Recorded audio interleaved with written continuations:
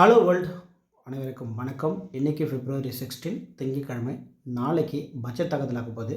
அதுக்கு முன்னாடி இன்றைக்கி பல அதிரடி அறிவிப்புகள் வந்திருக்கு. தாவேக்காவுக்கு புதுச்சேரியில் சின்னம் கிடைச்சிருக்குதாம். ஸ்டாலின் போட்ட ஸ்கெட்ச் என்ன 3 நிமிஷத்தில் முழுசாக பார்க்கலாம். வாங்க போகலாம். Budget magic. நாளை February 17 வந்து பார்த்திங்கன்னா இடைத்தேர்தல், அதாவது இது தேர்தல் பட்ஜெட் என்பதால் இடைக்கால பட்ஜெட் தாக்குதல் வந்து வெளியிட்டிருக்காங்க. மகளிர் உரிமை தொகை ரூபாய் 5000 விவகாரம் வந்து பார்த்திங்கன்னா ஏதாச்சும் முக்கிய அறிவிப்பு வெளியாகுமா அப்படின்னு சொல்லிட்டு தமிழகத்தில் பொருளாதார ஆய்வறிக்கை முதல்வர்கள் வந்து இன்னைக்கு சமைச்சிருக்கிறாங்க. இது மக்களுடைய பெரிய எதிர்பார்ப்பு வந்து ஏற்படுதுன்னு சொல்லலாம். செய்தி நம்பர் 2, விஜய்க்கு வந்து விசில் சின்னம் தமிழகத்தை மட்டும் இல்லாமல் பாண்டிச்சேரியிலையும் ஒதுக்கீடு செஞ்சுருக்காங்க. இதனால் விஜய் ரசிகர்கள் எப்போயுமே பார்த்திங்கன்னா சோஷியல் மீடியாவில் வந்து விசிலை பறக்க விட்டு செலிப்ரேட் பண்ணிகிட்டு இருக்காங்களாம். 3வது விஷயம் வந்து பார்த்திங்கன்னா இலங்கை தமிழர் குடியுரிமை. அப்படின்னா என்னென்னா, இலங்கை தமிழர்களுக்கு குடியுரிமை வழங்க கோரி பிரதமர் மோடி அவர்களுக்கு வந்து ஸ்டாலின் அவர்கள் கடிதம் எழுதியிருக்கிறார். இது ஒரு பெரிய விதத்தை வந்து கிளப்பியிருக்குன்னு சொல்லலாம். சரி, சினிமாவும் வைரல் கண்டென்ட்டாகவும் என்னென்ன போட்டிருக்காங்க அப்படின்னு பார்த்தீங்கன்னா, விஜய் தேவர்கொண்டா அண்ட் ராஷ்மிகாவுடைய வெட்டிங் இன்விடேஷன் கார்டு வந்து பார்த்திங்கன்னா இன்றைக்கி வந்து லீக் ஆகிருக்குன்னு சொல்கிறாங்க. இது உண்மையாக இல்லையா அப்படின்னு சொல்லிட்டு ரொம்ப குழப்பத்தில் இருக்காங்க. பட் எது இருந்தாலும் சொல்லி அந்த கண்டென்ட் ஃபோட்டோஸ்லாம் செம்ம வைரல் ஆகிட்டுருக்கு.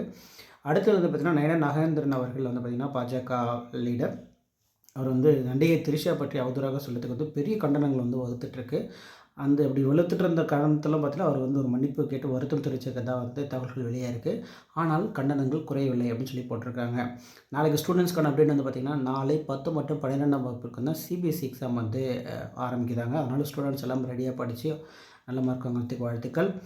விளையாட்டு மற்றும் வானிலையில் வந்து என்ன நடந்திருக்கு அப்படின்னு பார்த்தீங்கன்னா, இந்தியா பாகிஸ்தான் நேற்று வந்து மேட்ச் நடந்திருக்கு இல்லைங்களா. அது மைதானத்தில் குல்தீப் யாதவ் மீது ஹர்திக் பாண்டியா மற்றும் சூரியகுமார் யாதவ் கோவப்பட்ட வீடியோ வந்து பார்த்திங்கன்னா இன்றைக்கி பெரிய வந்து சர்ச்சையை கிளப்பியிருக்கு. என்னதான் நச்சு டீமுக்குள்ளன்னு சொல்கிற அளவுக்கு நியூஸ் போயிட்டுருக்கு. மறக்காமல் அது என்னன்னு சொல்லிட்டு கமெண்ட் பண்ணுங்கள்.